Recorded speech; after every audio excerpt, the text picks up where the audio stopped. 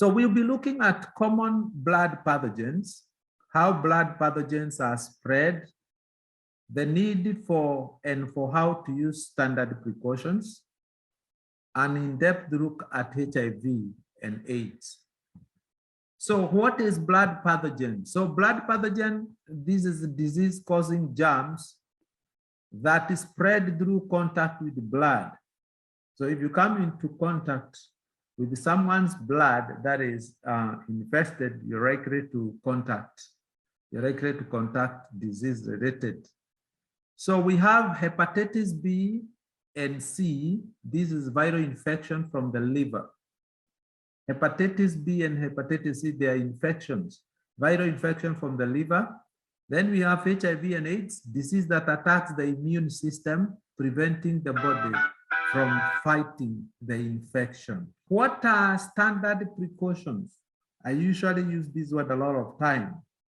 So standard precautions are accepted practices used to prevent pathogens from spreading through the blood or body fluids like urine, non-intact skin or mucous membrane, maybe from saliva and all that. And then there is another important one there is transmitted, the process of passing something from one person or from one place to another. We are in page 71 for those who have the revised fundamentals of caregiving. So as a caregiver, you may come into contact with the client's blood because you're serving them every day, or body fluid because probably when you're changing them, they have soiled clothes that has urine, or they may have blood. So this presents a small risk of exposure from blood pathogens. So as a caregiver, what do you need to know? You need to know common types of blood-borne diseases, how blood-borne diseases can and cannot be spread, how the standard protection precaution to protect yourself and the client, and what to do if you're exposed to blood or body fluids. So let's talk about blood-borne diseases. The three most common blood-borne diseases caused by blood-borne pathogens are hepatitis B and hepatitis C and HIV and AIDS. Severies and West Nile virus are also caused by blood-borne pathogen. So let's look at hepatitis B. And we say that this hepatitis B, these are viral germs that usually attack the liver or person. So hepatitis B Hbv is a viral infection that affects the liver. It is a common infection and more contagious than HIV. You know, we have a mentality that it's easier. It's HIV can be spread faster. But I tell you what, hepatitis B is more spread than HIV. So approximately 90% of adults infected with hepatitis B will recover, 90%. So if you get it, you can recover from it. Some people exposed to hepatitis B may not have any symptoms. So you can imagine a situation whereby you got hepatitis B and you're not aware of it. So a vaccine is available to prevent infection with hepatitis B. So if you're working with a company or if you'd like a vaccination against the prevention of hepatitis B, you can talk about with your personal doctor whether you should have this vaccine.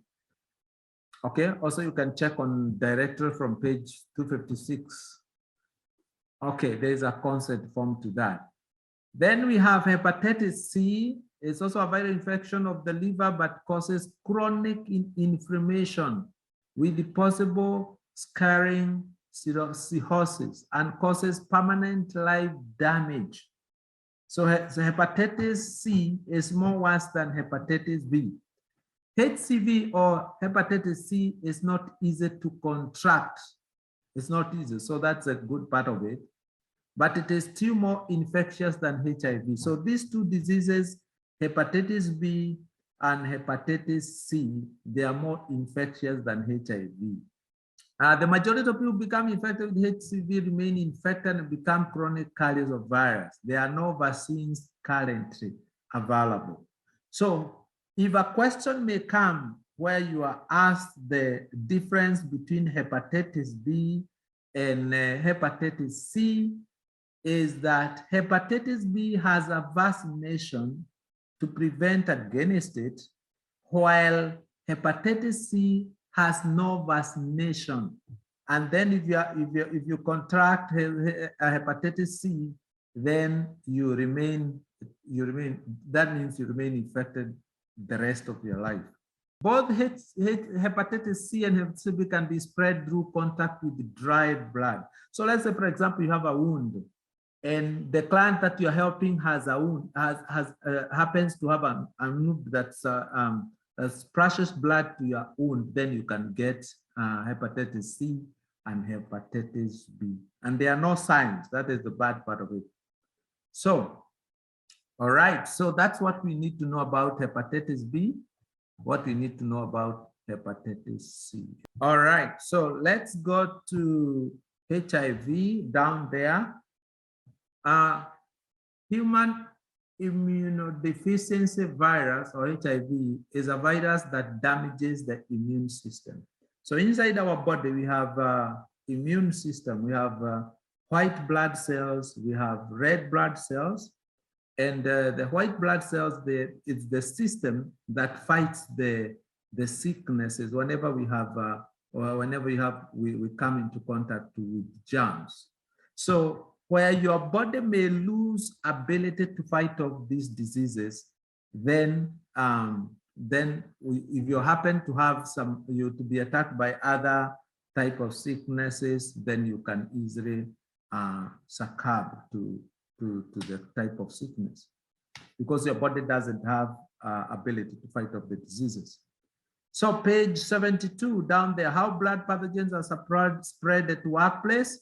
Blood-borne pathogens can be spread by a needle stick or other puncture wound. So you're supposed to be very careful when you're dealing with a sharp object at your workplace. It can also be spread while helping the client who is breathing. So you're supposed to put on gloves, okay, when you're dealing and helping clients who may be who is breathing. You can also get it through changing linens that are contaminated by the blood or other body fluids, and especially when there is a urine, You can also get it through helping clean out blood or vomit or urine or feces. So that means that standard precaution when it comes to breaking the germ cycle is very, very important.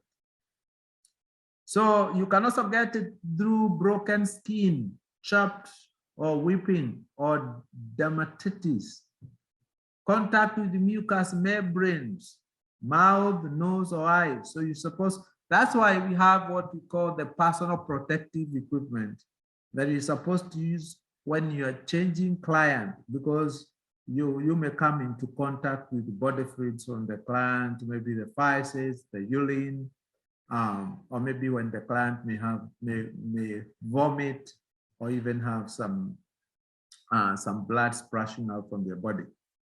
So blood-borne pathogens cannot be spread by providing care for a client with blood-borne disease when standard precautions are used. So that means the writer is saying here, if you are taking proper care precautions when serving these clients, then you have no need to worry about getting infected with the blood-borne pathogens.